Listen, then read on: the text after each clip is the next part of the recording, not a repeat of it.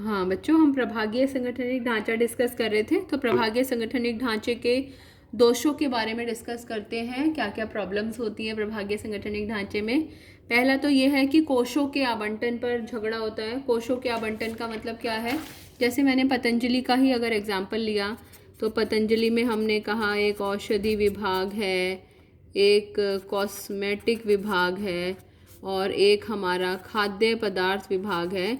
तो वो कहते हैं कि जब पैसे एलोकेशन की बात आती है, फंड्स एलोकेशन की बात आती है, पैसा दिया जाता है इनको इनका संगठन इनका विभाग चलाने के लिए, तो वो कहते हैं हमें ज़्यादा दो क्योंकि हम ज़्यादा प्रॉफिट कमा रहे हैं। आजकल कोरोना के चक्कर में हमारी दवाइयाँ बड़ी बिक रही हैं, तो हम और कॉस्मेटिक कोई खरीद नहीं रहा, तो हमें पैसा दो। खाद्य पदार्थ वाला कहता है नहीं भी लोग खास क्या बोलते हैं उसको, फ्रेश चीज़ों के चक्कर में हमारे पास ज़्यादा आते हैं तो हमारी डिमांड। तो ये कोषों के आवंटन के चक्कर में इनमें आपस में लड़ाई हो सकती है।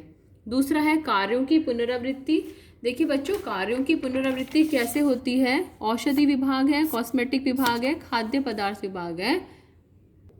तो बच्चों औषधि विभाग का अपना उत्पादन विभाग है, वित्त विभाग है, विपणन विभाग है, मानव संसाधन विभाग है।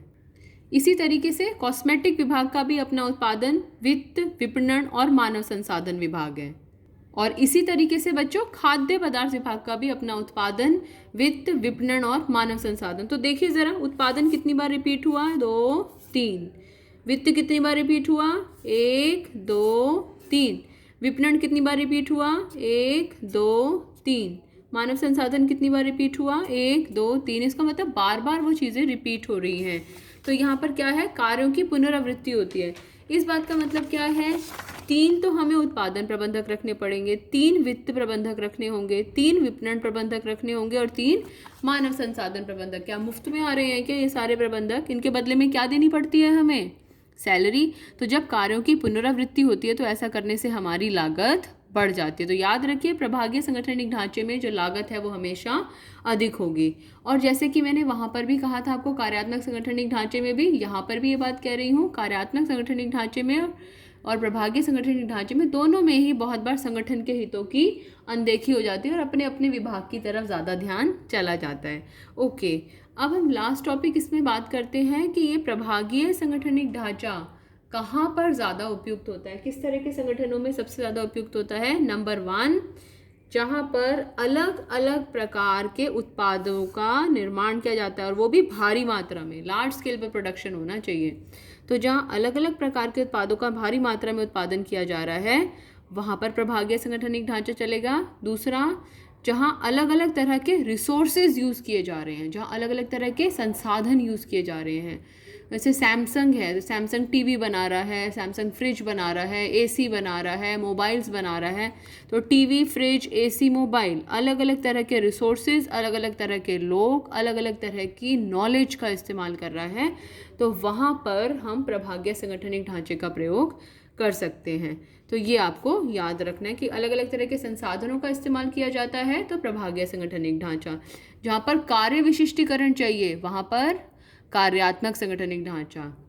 जहाँ पर कार्यों में विविधता पाई जाती है वहाँ पर कार्यात्मक संगठनिक ढांचा। और जहाँ अलग अलग तरह के प्रोडक्ट, जहाँ उत्पादों में विविधता पाई जाती है वहाँ पर प्रभागीय संगठनिक ढांचा। जहाँ अलग अलग प्रकार के संसाधनों को इस्तेमाल किया जाता है, रिसोर्सेज को इस्तेमाल किया जाता है, तो प्रभागीय संगठनिक ढांचा। एक बार दोबारा से फटाफट फास्ट रिवीजन करते हैं। अभी तक हमने क्या पढ़ा?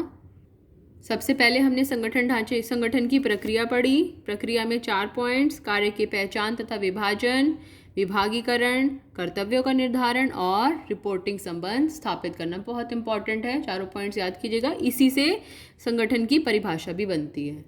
उसके बाद में हमने संगठन का महत्व डिस्कस किया। 7 पॉइंट्स हैं संगठन के महत्व में।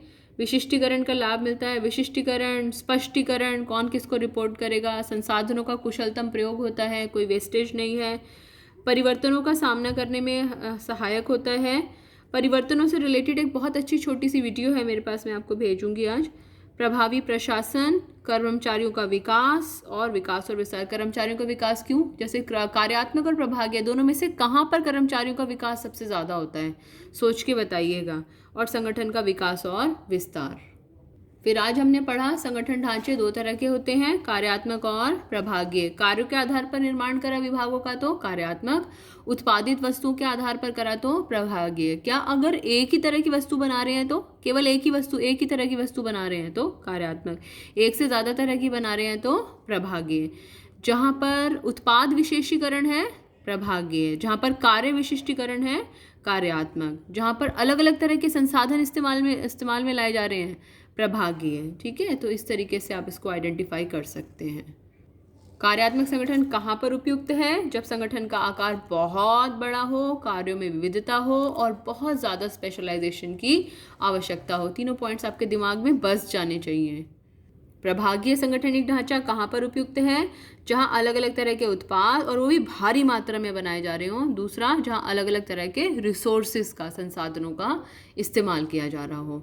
तो बेटे ये हमारे संगठन के प्रकार हैं। नेक्स्ट क्लास में हम इसमें अधिकार अंतरण एक टॉपिक है वो डिस्कस करेंगे। अभी मैंने एक छोटी सी वीडियो देखी, अमूल कंपनी, आपने अमूल कंपनी का नाम सुना होगा। उन्होंने कैसे कोरोना वायरस के वजह से जो चेंजेस आए हैं, कैसे अपने आप को पर्यावरण के बदलते हुए पर्यावरण का सामना करने के लिए उन्होंने कैसे अपने प्रोडक्ट में, कैसे अपने उत्पाद में बदलाव किया है, वो देखने लायक है। आपको याद होगा हमने व्यावसायिक पर्यावरण वाला चैप्टर किया था, तो उसमें बताया था व्यावसायिक पर्यावरण के अध्ययन का क्या फ़ायदा होता है। खतरों की पहचान में वो हमारी मदद करता है, अवसरों की पहचान में वो हमारी मदद करता है।